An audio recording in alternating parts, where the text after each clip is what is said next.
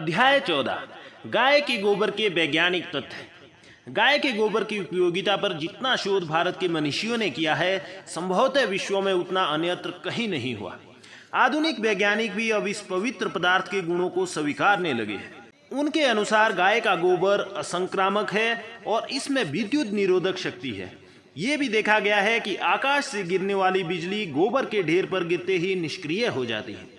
गोबर में फास्फोरस नामक तत्व बहुतायत से पाया जाता है। इस तत्व में कई संक्रामक रोगों के कीटाणुओं को नष्ट करने की शक्ति होती है।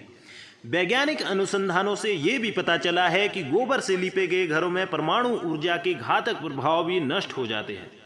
प्राचीन भारतीय प्रथा के अनुसार किसी मनुष्य की मृत्यु होने पर घर आंगन को गोबर से लिपा जाता था ताकि मृत शरीर के विभिन्न प्रकार के संक्रामक रोगों के कीटाणु नष्ट हो जाए और घर के कुटुंबजनों के स्वास्थ्य की रक्षा हो सके। कुष्ठ रोग के उपचार में भी गोमय लाभप्रद होता है। बंदर के काटने पर भी इसे शीघ्र ही पीड़ा कम हो जाती है। गाय के गोबर में जीवाणु और विषाणुओं को नष्ट करने की क्षमता होती है।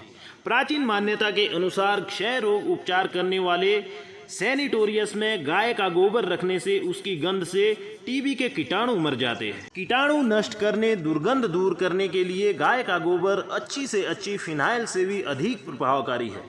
फोड़े, फुंसी, खुजली, रक्त दोष आदि में भी गोमय बहुत प्रभावकारी होता है। गाय के गोबर से बना साबुन चर्म रोगों में लाभप्रद सिद्ध हुआ है। गोमय से बनी धूप, अगरबत्ती वातावरण को शुद्ध करने में उपयोगी पाई गई है।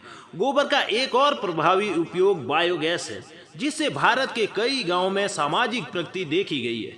यही नहीं, गोबर के उपलों से उठने वाला धुआं प्रदूषण पर नियंत्रण रखता है, साथ ही वायुमंडल में विद्यमान विषाक्त कीड़ों को भी नष्ट करता है।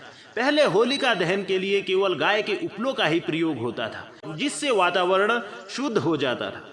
उपलों की राख शरीर पर रगड़ने से मृत प्राय शरीर में भी रक्त प्रवाह ठीक हो जाता है। ये एक दुखद सत्य है कि आधुनिकता के नाम पर हम इस पवित्र पदार्थ के गुणों को उतनी मान्यता नहीं दे रहे हैं जितना वो उपयोगी है।